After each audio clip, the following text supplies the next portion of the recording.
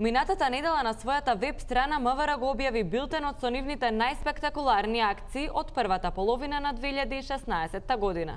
Меѓу големиот број успеси, полицијата ја издвои својата екипа од Прилеп, која не само што успеа да ги совлада тешките криминалци, туку и преживеа за да раскаже. Еднообично вчерашно прилепско поплавна единицата за правда во Прилеп ПП забележала 3 сомнителни лица кои изгледале како да им е убаво, па единицата брзо се офрлила со доза ефективна правда.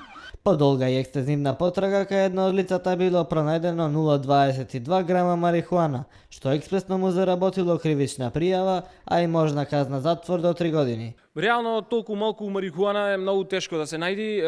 Ние ја земавме цела кола, ја превртивме и човека го превртивме, по чепови, по сегде баравме, за да може да најдеме и да не беше овој Васко што е колега.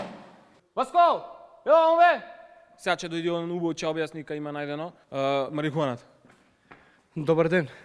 Кај лицето кое е приведено се најдени 0,22% техац, односно марихуана, и сега то лице е преведено и ќе биде зајсено в станица и таму ќе му се кладат оние како фортомчиња и ќе има пиштење вриштење. Сега да кажеш, мори. Добро, колега.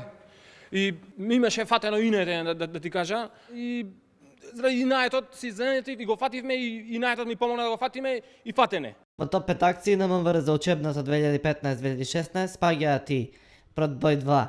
Брзо и ефективно апсење студенти, експресно фаќање на крадецот на хебапчиња, неверојатниот број на остварени информативни разговори и 5. експресната казна на загласениот продавач на марули. Што правите во врска со посериозните криминали? Ами, ние со политика не се замараме. Че има за нив дебати и разговори, че има преговори, сигурно нешто че има. Ама ние со тоа не се замараме. Овој метод на решавање на криминалите преку дебата го поддржа и градоначалникот на Газибаба Тони Трајковски.